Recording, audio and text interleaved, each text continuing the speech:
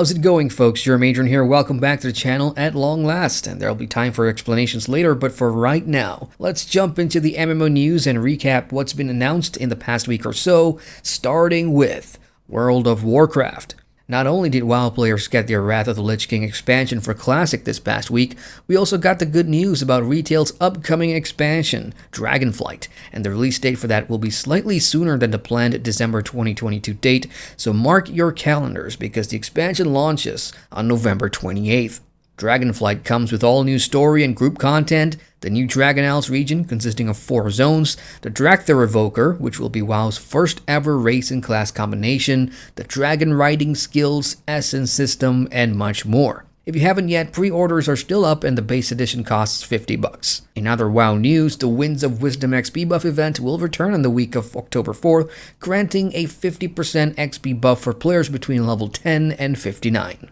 Over on the Elder Scrolls Online, plenty of good stuff was revealed last week during the Legacy of the Bretons livestream event, and we'll break down the good stuff. First up is that the prologue for the upcoming Firesong DLC, which launches next month, is now live and playable for everyone on all platforms, giving players a sneak peek at the story ahead. Second, for owners of this year's High Isle chapter, if you've taken part in the Heroes of High Isle's in-game event, guess what? The final bonus reward, if the community reaches the goal, will be the Firesong DLC itself, so that's pretty cool and saves you some money if you're not an ESO Plus member.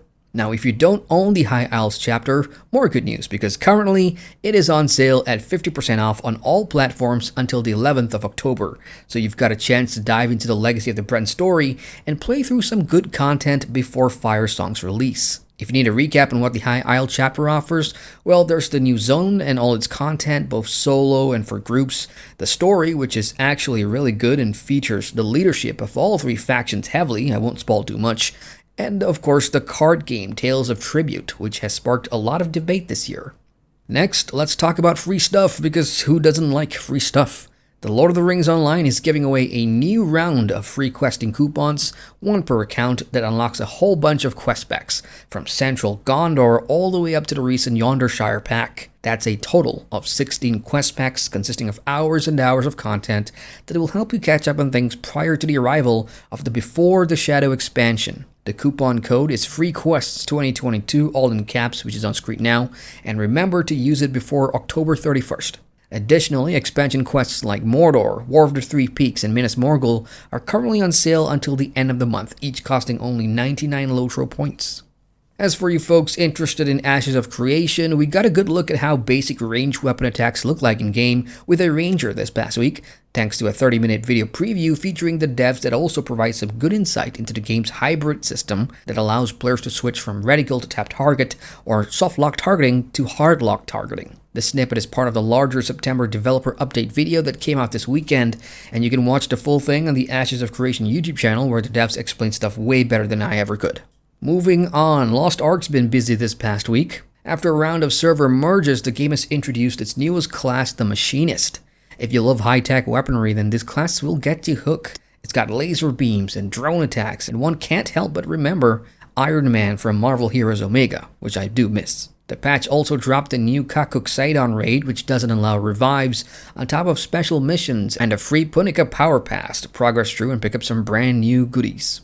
Now for Black Desert Online players, the recent Heidel Ball event revealed plenty of upcoming content, and one of them is arriving this month on the 12th, Abyss 1, the Magnus. The Magnus is another world that has always coexisted alongside the current world. This unseen realm is not bound to time and space, offering the players different challenges and adventures that can't be easily found in BDO's main world. For instance, players in the Magnus can travel to special areas called abysses, where they will encounter missions and quests that are unique to the theme and storyline of each abyss. Abysses can be accessed through wells in the game and used as a new means of transportation to other territories within Black Desert Online. Furthermore, this update allows players to freely move items across storage locations in the world. Players who complete all the Magnus main quests will be able to acquire a new Rabam skill and a Pen Boss armor. And as a reminder, Abyss 1, the Magnus, will officially launch on October 12th.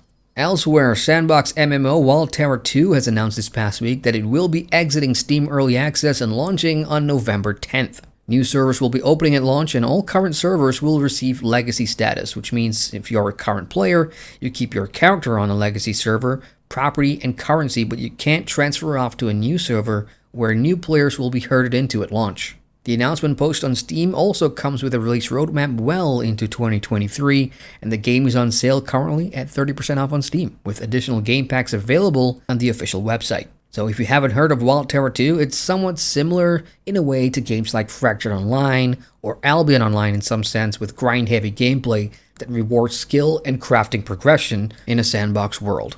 In Aion Classic, the game has received a huge update this past week with Wrath of the Storm, aka Update 2.4. This new patch offers some decent group content with the addition of the Abyssal Splinter Dungeon, the Araka Dungeons, and the revamps of Steel Rake and the Noshana Training Camp. Moreover, there's skill changes aplenty, questing revamps, and most notably changes to buffs that subscribers receive. For example, double the XP earnings, Kina, and Abyssal Point acquisition, on top of making subscriptions cheaper by 39%. Check out the full patch notes down below. For something new coming to the West soon, we've got Summoner's War Chronicles, a free-to-play cross-platform MMORPG that has announced its North American launch on both PC and mobile this November. You may have heard of Summoner's War before. It's a pretty popular mobile franchise that has garnered over 160 million downloads worldwide, and the MMORPG's debut in South Korea this past August has proven to be a success. Chronicles is all about characters and their summoning powers that lets you shape over 350 different monsters in-game in the course of your adventures, and the gameplay relies heavily around strategy and combos for the monsters you fight with. Content-wise, expect a single-player campaign with MMO group content like world event and bosses, dungeons, and more. If you fancy the art style and are a fan of the previous games, North American players, you can pre-register for the game right now for some launch rewards. And that's all I've got, folks, but if there's news for a game you play that's not listed here, feel free to share what's going on with the rest of us down in the comments.